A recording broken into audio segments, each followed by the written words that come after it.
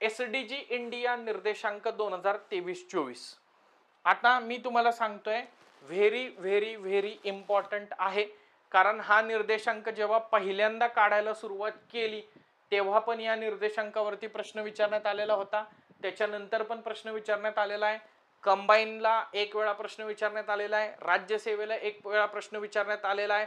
Sustainable development गोल्सचा जेव्हा आपण विचार करतो तेव्हा त्याच्या बाबतीमध्ये आपण अनेक गोष्टी ऐकतोय की खूप जास्त प्रमाणामध्ये भारतामध्ये सुधारणा झालेल्या आहेत. उदाहरणार्थ हेल्थ इंडिकेटरचा विचार केला तर मॅटर्नल मॉर्टॅलिटी रेटचा आपण टार्गेट ऑलरेडी अचीव्ह केलेला आहे. रिन्युएबल एनर्जी एसडीजी नंबर 7च्या बाबतीमध्ये पण आपण खूप चांगलं परफॉर्म करताना दिसतोय. सो त्या दृष्टिकोनातून महत्वाचं आहे. बघा, सस्टेनेबल डेव्हलपमेंट गोल इंडेक्स 2018ला पहिल्यांदा घोषित करण्यात आलेला होता, राईट. या 2018च्या घोषणेवरती पण प्रश्न विचारलेला होता.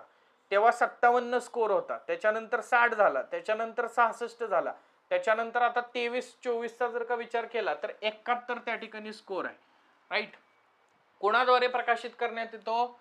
नीती आयोग. हित देतील युनायटेड नेशन एन्व्हायरमेंट प्रोग्राम, हित देतील United nation framework convention on climate change. अजिबात हे लिहायचं नाही, लक्षात ठेवा. हा नॅशनल लेवलचा निर्देशांक आहे. एसडीजी सस्टेनेबल डेव्हलपमेंट गोलची प्रोग्रेस राज्यांमध्ये आणि केंद्रशासित प्रदेशांमध्ये कशी आहे त्याचं ट्रॅकिंग या माध्यमातून केलं जाताना दिसतंय, राईट. सो शाश्वत विकास उद्दिष्टांवरती आधारित राष्ट्रीय आणि उपराष्ट्रीय प्रगती मोजण्याचं एक साधन म्हणजे एसडीजी इंडिया निर्देशांक आहे. बघा, 113 इंडिकेटर्स आहेत आणि सर्व राज्य आणि केंद्रशासित प्रदेशांमध्ये या 113 इंडिकेटर्सचा विचार केला जातोय आणि शाश्वत विकास उद्दिष्टांच्या 16 ध्येयानुसार गुणांची गणना केली जाते. 16च का केली जाते? सस्टेनेबल डेव्हलपमेंट गोलचा विचार केला तर 2015 मध्ये मांडण्यात आली. सस्टेनेबल डेव्हलपमेंट समिट जी 2015ला झाली ना, राज्यसेवा पूर्व परीक्षेला एकदा प्रश्न आहे, याच्यामध्ये किती टोटल्स गोल आहेत? 17 गोल्स आहेत. आणि किती टार्गेट्स आहेत? 169 स्पेसिफिक टार्गेट्स आहेत. 2017च्या STIच्या मुख्य परीक्षेमध्ये या 169 टार्गेट्स आणि 17 गोलवरती प्रश्न आलेला आहे. अनेक वेळा 17 गोल्सवरती प्रश्न आलेला आहे. मग तुमच्या मनामध्ये प्रश्न पडलेला असेल, सर 17 गोल तुम्ही म्हणताय, इकडे 16 लिहिलेलं आहे, प्रिंटिंग मिस्टेक केली बहुतेक. नाही, जे शेवटचं गोल आहे तर ते काय आहे? पार्टनरशिप फॉर द गोल्स, किंवा तेच MDG मध्ये काय होतं? ग्लोबल पार्टनरशिप फॉर डेव्हलपमेंट, म्हणजे विकासासाठी जागतिक भागीदारी. आता जागतिक भागीदारीच्या गोलचा जो पॅरामीटर आहे तर तो राज्यांमध्ये मोजायची गरज नाही ना, राईट. त्यामुळे मोजता येण्यासारखे पॅरामीटर्स कुठले आहेत तर ते 16 गोल्सच्या बाबतीत आहे. कारण 17व्या गोलमध्ये तर भारतानं किंवा कुठल्याही राष्ट्रानं काय करायचंय, या पार्टनरशिपमध्ये गोल अचीव्ह करण्यासाठी सामील व्हायचंय, तर ते अपेक्षित आहे. ते इंटरनॅशनल लेवलला करतोयच भारत, राईट. मग पण ह्या 17 पैकी 16 गोल्सचा विचार जो आहे तर तो इथं केला जातो. त्यामुळं स्टेटमेंट बेस्ड क्वेश्चन ह्याच्यावर आलं तर लक्षात ठेवा, 17 पैकी 16 गोल्सचा विचार त्या ठिकाणी केला जातो, राईट. सो 0 to 100च्या दरम्यान मोजमाप जे आहे तर ते त्या ठिकाणी केलं जाताना दिसतं, राईट. मग आता 71 गुण टोटल त्या ठिकाणी आहेत.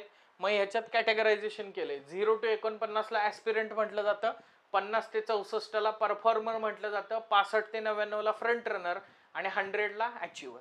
आपला 71 स्कोर आहे ओव्हरऑल इंडियाचा, म्हणजे 65 ते 99 म्हणजे फ्रंट रनर आहे. राज्यांना मिळालेले गुण 57 ते 79 दरम्यान आहेत, तर केंद्रशासित प्रदेशांना 65 ते 77 दरम्यान. म्हणजे थोडक्यात काय, either front runner or performer असे स्टेट्स त्या ठिकाणी आहे. अचिव्हर श्रेणीमध्ये 100 पैकी 100 कोणालाच नाहीयेत, कुठलाच राज्य नाहीये, कुठलंच केंद्रशासित प्रदेश नाहीये.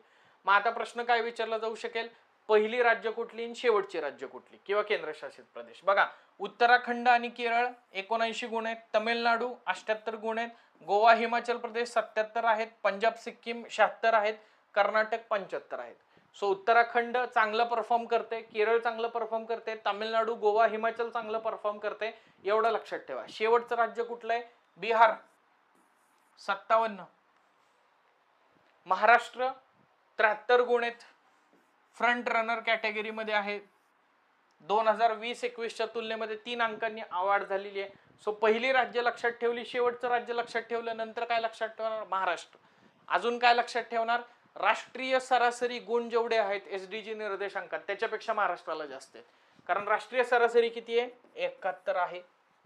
महाराष्ट्रानं परवडणारी घरं आणि स्वच्छ ऊर्जा हे जे एसडीजी नंबर 7 आहे तर त्याच्यात 100 पैकी 100 गुण मिळवलेले आहेत. हाय का इम्पॉर्टंट लक्षात ठेवायचंय. शाश्वत शहर आणि समाज सस्टेनेबल सिटीज अँड कम्युनिटीज ध्येय नंबर 11 आहे, तर त्याच्यामध्ये महाराष्ट्र भारतामध्ये प्रथम क्रमांकावरती त्या ठिकाणी आहे. पहिला केंद्रशासित प्रदेश आहे चंदीगड ज्याला 77 गुण आहेत, आणि शेवटचा केंद्रशासित प्रदेश आहे लडाख ज्याला 65 गुण आहेत. सरप्राइझिंगली, कारण लडाखमध्ये तर आपण असं म्हणतोय की तर क्लायमेट आणि एन्व्हायरमेंट जे आहे तर ते प्रोटेक्शन जास्त असेल किंवा सस्टेनेबल डेव्हलपमेंट गोलची लेवल चांगली असेल, पण परत लक्षात घ्या तिथं फंडिंगचे बरेच त्या ठिकाणी इश्यू आहेत.